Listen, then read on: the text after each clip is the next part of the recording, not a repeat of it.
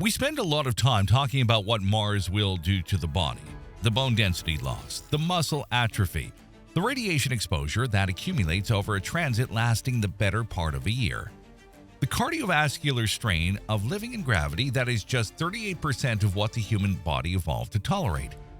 These are real problems with real engineering consequences, and they get a lot of attention, and they deserve it. But there is a threat waiting on Mars that no heat shield protects against, that no radiation pharmaceutical can mitigate, that no amount of physical training in a centrifuge can prepare a person for.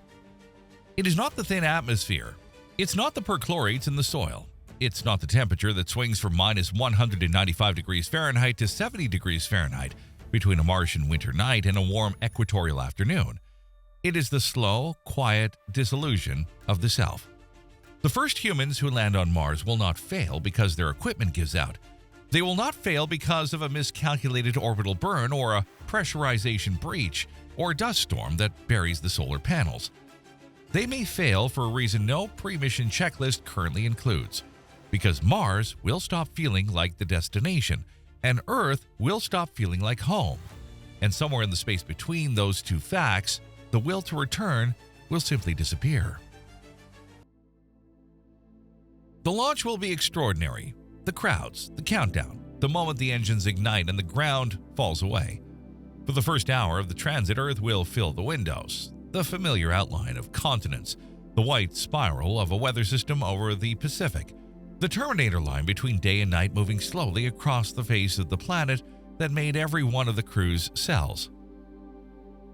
And then it starts to shrink. Not dramatically, not all at once. It diminishes incrementally over days, the way the light changes before a storm. Gradual enough that you don't notice each individual shift, only the accumulated difference when you check again. After a week, Earth is a disk you can cover with your thumb. After a month, it is a bright dot, distinguishable from the stars around it only because you know which one it is. After 3 months, it is 140 million miles behind you. It looks like nothing.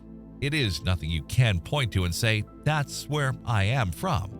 It is a point of light in a field of points of light, and the people on it, your family, your children, every friend you have ever had, every street you have ever walked, are inaccessible to you in a way that no previous human experience has ever produced.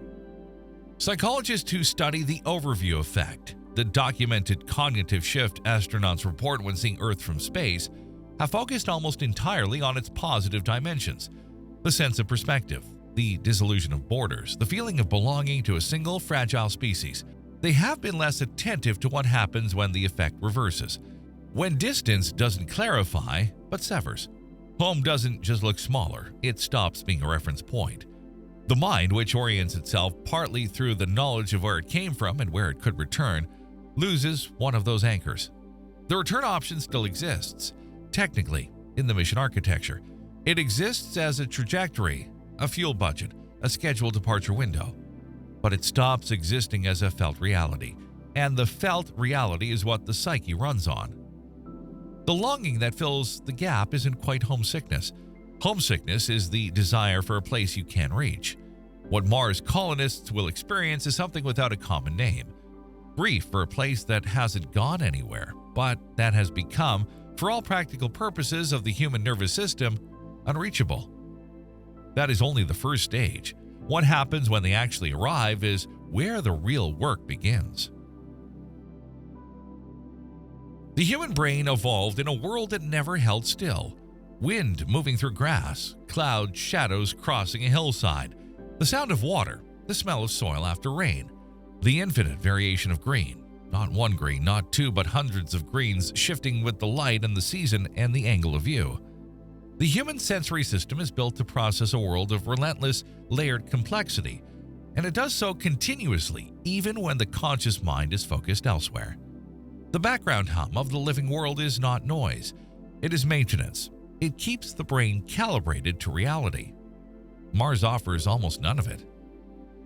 The landscape is monochrome in a way that photographs don't fully convey. Not just one color, but one texture, one scale, one absence of movement across terrain that extends to a horizon that is closer than Earth's because the planet is smaller, which makes the emptiness feel more total, not less. The sky is not blue, the ground is not green. Nothing grows, nothing moves except the occasional dust devil, and even those are silent from inside a suit. The temperature swings from minus 195 degrees Fahrenheit at the poles in winter to around 70 degrees Fahrenheit near the equator on a warm day. But the colonists will never feel any of it. They will always be inside a suit or a habitat, separated from the environment by engineering that keeps them alive and keeps the planet out. Neurologists call what happens next chronic understimulation. The brain, deprived of the sensory input it expects and requires, begins filling the gaps by other means. Memory becomes more vivid and more intrusive. The mind replays familiar environments, the kitchen of a childhood home, the particular quality of afternoon light through a specific window, with an intensity that dreamlike states rarely match.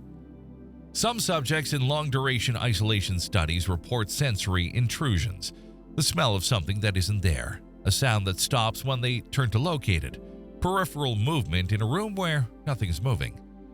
Others report the opposite, a flattening, no hallucination but anesthesia. The brain, finding nothing interesting in the available environment, gradually reduces its investment in processing it. Colors seem duller, sounds seem quieter. The passage of time becomes simultaneously faster and more meaningless. Research on Antarctic winter overcruise, the closest sustained analog to Mars surface confinement, consistently identifies this sensory flattening as one of the earliest and most reliable indicators of psychological deterioration. Antarctica at least has weather.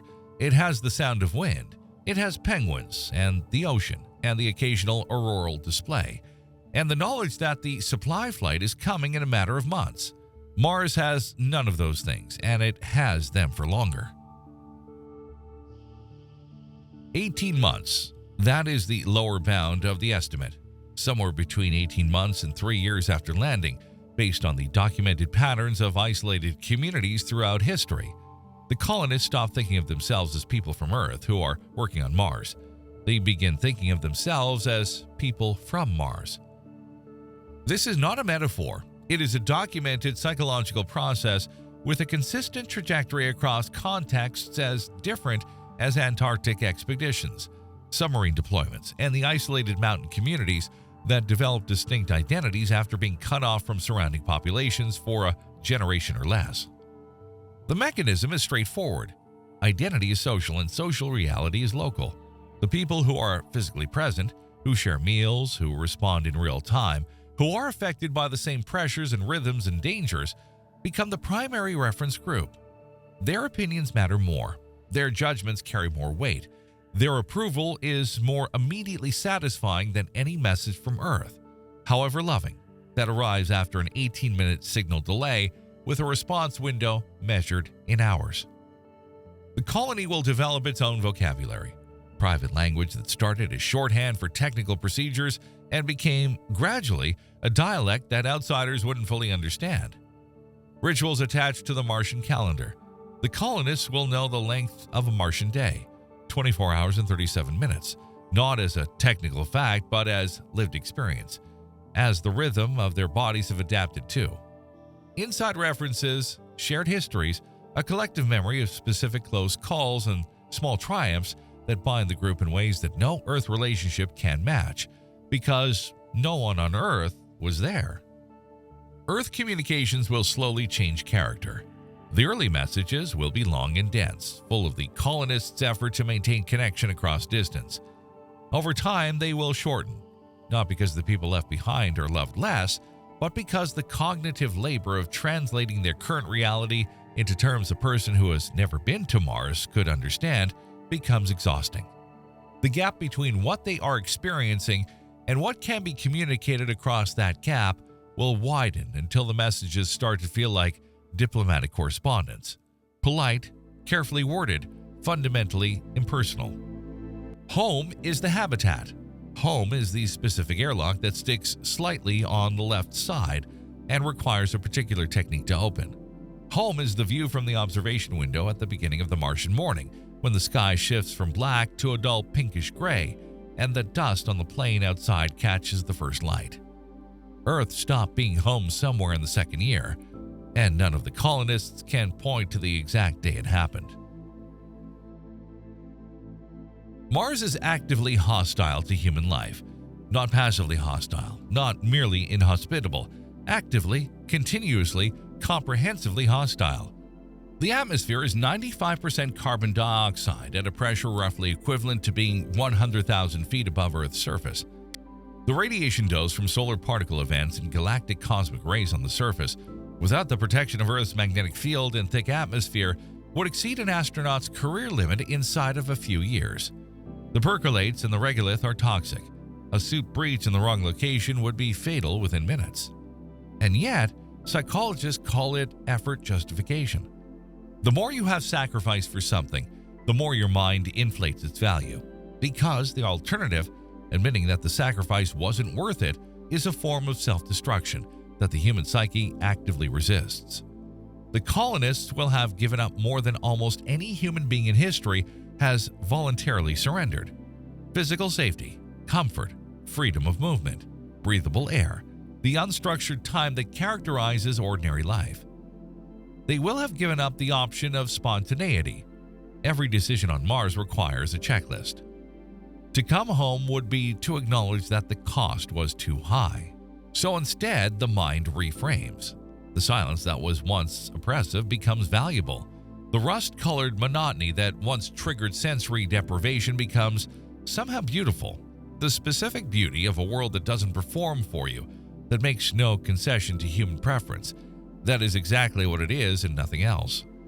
The physical danger, which never decreases, becomes a source of meaning rather than distress. Living on Mars is hard. That difficulty becomes identity. The messages home will carry this new orientation in ways that the people receiving them won't quite understand. You would have to be there to get it. Not dismissive, genuinely true from the colonists' perspective. The reference frame has shifted to the point where Earth's abundance, its noise, its weather, its crowds, its blue skies and green things, seems from the outside almost excessive, almost wasteful. Why does anyone need that much stimulation? This is not madness, it's adaptation. The human mind is extraordinarily good at finding meaning in whatever environment it finds itself in. The colonists are not broken, they are functioning according to a set of values and perceptions that Mars has selected for over years from the full range of human psychological possibility. The planet has become the captor, and the colonists have adapted to love it. The communication delay is the mechanism that converts psychological distance into permanent separation. Light travels between Earth and Mars in somewhere between 4 and 24 minutes, depending on where the two planets are in their respective orbits. That means the minimum round-trip time for a simple exchange, a question and answer, is 8 minutes, and maximum orbital separation, it is 48 minutes. Real-time conversation is not physically possible. Video calls, as we understand them, the live exchange of expressions and responses and pauses and interruptions that constitute actual human communication, do not exist between Earth and Mars. Every communication becomes a letter, a monologue dispatched into silence, with a response arriving hours or days later that was written without the benefit of seeing how the previous message landed. The emotional feedback loop that sustains relationships, the way a facial expression modifies what you say next, the way a tone of voice carries information that words alone cannot, is severed entirely. What remains is text, audio, video of a face speaking into a camera to an audience it cannot see. The colonists will try.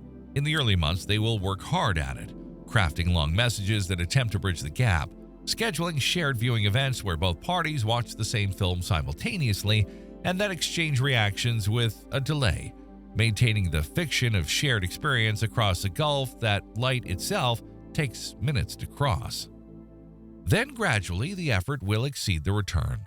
The relationships that require the most maintenance will be the first to fade, not because they were less loved, but because they were more demanding, and the cognitive bandwidth for demanding relationships is finite. The calls will become shorter, then less frequent. Then for some of them, they will stop entirely. Not with a rupture, without one. The absence will simply become the new normal. And when the last emotional tether snaps, when there is no one on Earth whose absence produces real daily pain, the question becomes concrete and answerable for the first time. Why return? The return trip is months of transit in a confined spacecraft, followed by rehabilitation for a body that has adapted to a gravity field 38% of Earth's, and now must relearn to function in the full weight of the planet it evolved on. The rehabilitation takes years in some projections. The destination is a planet full of people who weren't there, who don't know what it smells like inside the habitat at the end of a Martian week, who haven't seen the dust storm that lasted 40 days, who will ask questions that are answerable but not in any meaningful sense answerable, because the experience of having been on Mars is not transferable through language. The first Martian colony will not end in a headline disaster. It will not end in an explosion or a system's failure, or a desperate distress signal that arrives on Earth too late to act on. It may end in something quieter and stranger, the gradual, voluntary decision of human beings to stay where they are. Not because they are trapped, because they have stopped being certain that the alternative is better. That is not a failure of mission planning. It is not a failure of selection criteria or psychological support or communication infrastructure. It is what adaptation looks like when there is nowhere to adapt back to. Every psychological principle discussed here is documented. The sensory deprivation effects are real. The in-group identity formation is real. The effort justification is real. The communication delay problem is a function of orbital mechanics that no technology can eliminate. The only variable is how these forces combine in a specific group of specific people in a specific habitat on a specific planet. We don't know that answer yet, but we will. The first crew to land on Mars is already, in some sense, in preparation. Their psychology is being measured and modeled and predicted by people who have spent careers studying what isolation does to the human mind.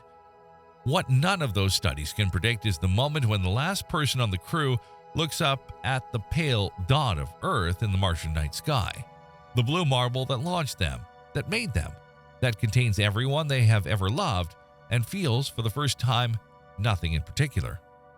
That moment, that is the trap. Mars doesn't just threaten the body, it threatens the decision to leave.